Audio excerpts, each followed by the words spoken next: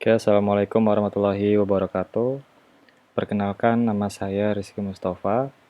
Pada kesempatan kali ini, saya ingin menjawab terkait ujian akhir semester dari mata kuliah Ceng Manajemen, ya. Jadi, saya dari Fakultas Teknologi Komunikasi dan Informatika eh, dengan concern studinya di sistem informasi. Jadi di sini ada 5 poin pertanyaan. Saya akan berusaha menjawab satu persatu. Yang pertama, kita diminta untuk menjelaskan bagaimana sih konsep serta tujuan dari perubahan organisasi, ya. Jadi konsep dan tujuan dari perubahan organisasi itu sendiri itu apa? Kita diminta untuk menjelaskan. Yang pertama, kita kenali dulu apa sih perubahan organisasi itu. Jadi perubahan organisasi itu pasti terjadi ya dalam suatu organisasi tanpa disadari atau tidak. Begitu pula halnya dengan organisasi. Organisasi juga hanya dapat bertahan jika dapat melakukan perubahan. Jadi integrasi ya, sebuah organisasi yang monoton atau yang tidak mengalami perubahan itu tidak biasanya tidak bertahan lama karena tidak mengikuti perkembangan apa yang terjadi di kondisi saat ini gitu. Nah, bahkan organisasi yang bagus itu adalah organisasi yang sering melakukan perubahan, yaitu mengikuti perkembangan zaman ya. Jadi, setiap perubahan lingkungan yang terjadi harus dicermati karena keefektifan suatu organisasi tergantung pada sejauh mana organisasi dapat menyesuaikan diri dengan perubahan tersebut. Ya, memulai dari mengefektifkan suatu pekerjaan atau aktivitas ya.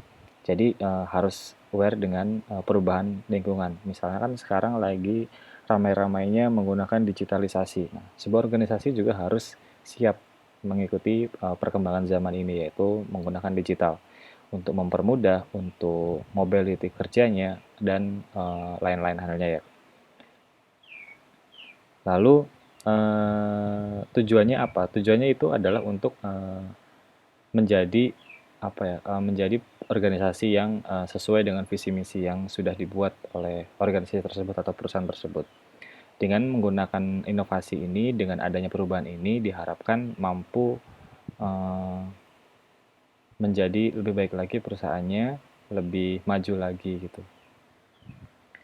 Terus kita diminta untuk menjelaskan perubahan transorganisasi atau transorganisational change dalam change management.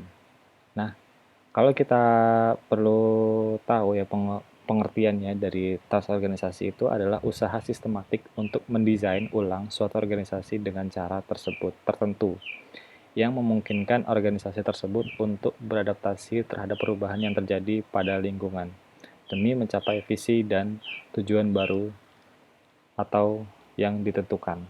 Jadi ini adalah sistematiknya untuk mendesain organisasi yang udah ada nih menjadi organisasi yang baru dengan sistem yang baru, pola yang baru, cara kerja yang baru demi mencapai visi dan tujuan yang ditentukan, yaitu mengikuti perkembangan zaman ya.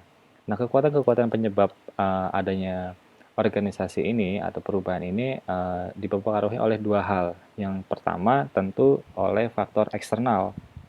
Nah, apa yang dimaksud dengan kekuatan-kekuatan eksternal ini?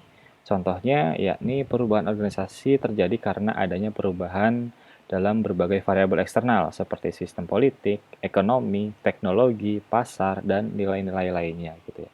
Nah, ini perubahan yang mau nggak mau kita harus sistematikan, kita harus rancang ulang gitu ya dari eksternal. Contoh sekarang apa ya, adanya digital sangat mempengaruhi sekali bagi perusahaan-perusahaan, bagi organisasi-organisasi ya mau tidak mau harus mengikuti gitu ya.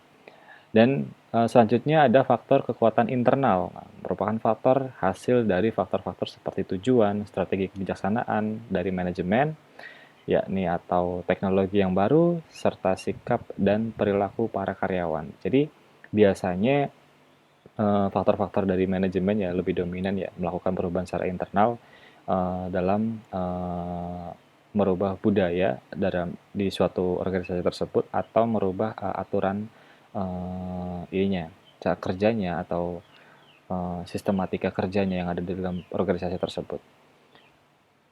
Nah, terus kita diminta juga nomor 3, yakni kita diminta jelaskan untuk apa saja materi atau isu yang akan diangkat atau diutarakan ketika ingin menyatukan nilai-nilai budaya perusahaan kepada seluruh elemen perusahaan atau organisasi. Nah, jadi tentu perusahaan dan karyawan itu perlu selaras ya, sejalan, sevisi misi, supaya culture atau budaya yang ada dalam perusahaan tersebut itu sesuai dengan yang diharapkan. Artinya jika karakter yang ada dalam karyawan dan culture yang ada dalam diri karyawan, keseharian yang ada dalam perusahaan tersebut sudah sesuai dengan strategi dari perusahaan, biasanya ini target-target yang